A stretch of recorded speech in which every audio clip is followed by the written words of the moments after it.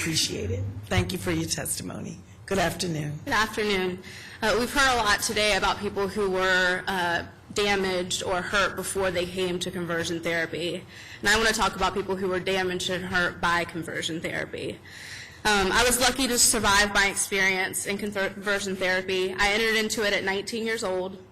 I had grown up immersed in the Christian culture and absolutely loved being a Christian. I was a missionary, a chaplain, and a leader in my high school and then in college. I began to realize that there was something different about me, something so different that in fact it threatened my ability to be a part of the Christian community that I love so much. It was the love of being a Christian and a desire to be obedient to what I thought God wanted that drove me into treatment.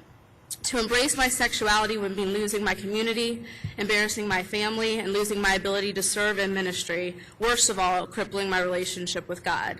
These realities were both terrifying and heartbreaking. So, desperate to change, I started therapy. Each week I spent time in session praying, being prayed over, being counseled for my rebellious and sinful thoughts, and being told by a mental health professional that an intrinsic part of who I was inherently wrong.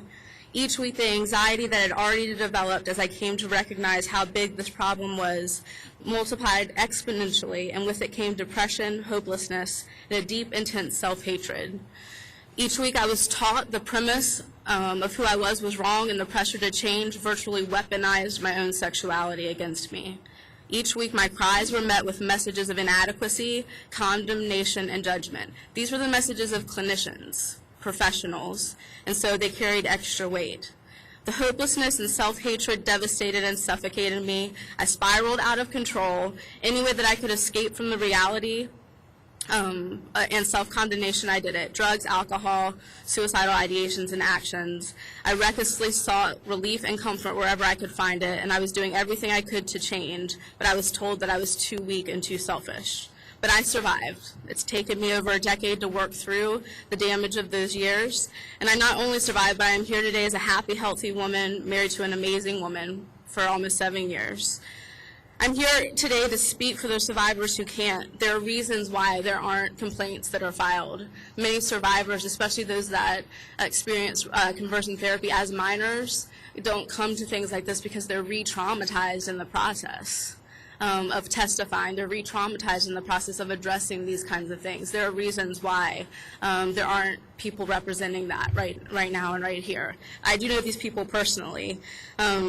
They exist in online support groups, some of whom are absolutely crippled in life by what this type of therapy has done to them, some of whom are struggling to grapple with the shame ingrained in them by conversion therapy. They're real people in real pain, they're scarred, and they've been psychologically damaged. But I'm here also today to speak for the children who do not have a voice in this matter. I had the power to walk away and begin my own healing process. This bill is aimed at protecting those who are in a much more vulnerable state than I was emotionally, physically, and developmentally.